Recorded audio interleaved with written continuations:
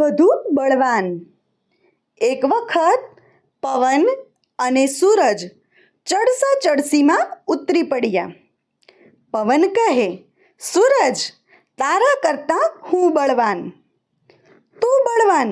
હા, સૂરજે કહ્યું, મારી આગળ તારી કશી વિસાત નહીં, સમજ્યો?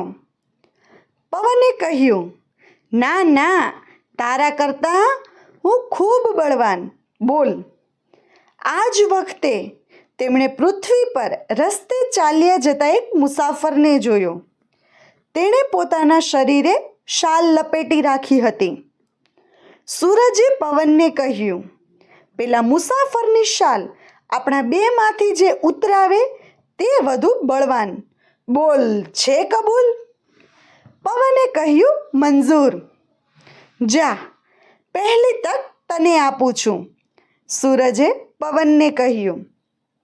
અરે, હમણાં જ તેની શાલ ઉડાડી દઉં છું, જોજે ને, પવન બોલ્યો।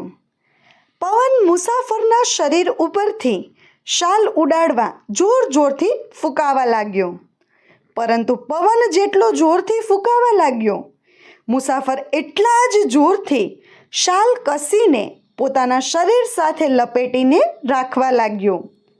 આ સંઘર્ષ ત્યાં સુધી ચાલ્યો જ્યાં સુધી પવનનો વારો પૂરો ન થયો। હવે સૂરજનો વારો આવ્યો। સૂરજે હળવેથી પૃથ્વી પર માત્ર હુંફાળું સ્મિત વેર્યું। મુસાફરને જરાક ગરમી લાગી।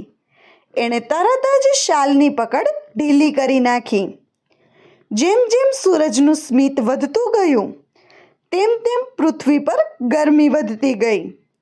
હવે મુસાફરને શાલ ઓઢી રાખવાની જરૂર ન લાગી।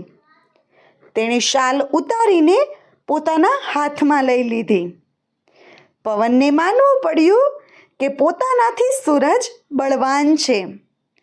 ઘણી વખત જે કામ બળથી ન થાય તે કામ કેવળ એક નાનકડું મીઠડું સ્મિત કરી જાય છે। મિત્રો, તમને અમારો વિડીયો કેવો લાગ્યો? કમેન્ટ કરીને જરૂર જણાવજો। અને જો તમને અમારો વિડીયો ગમ્યો હોય તો અમારા વિડીયોને લાઈક અને વધુમાં વધુ શેર કરવાનું ભૂલતા નહીં। વિડીયો જોવા માટે ધન્યવાદ।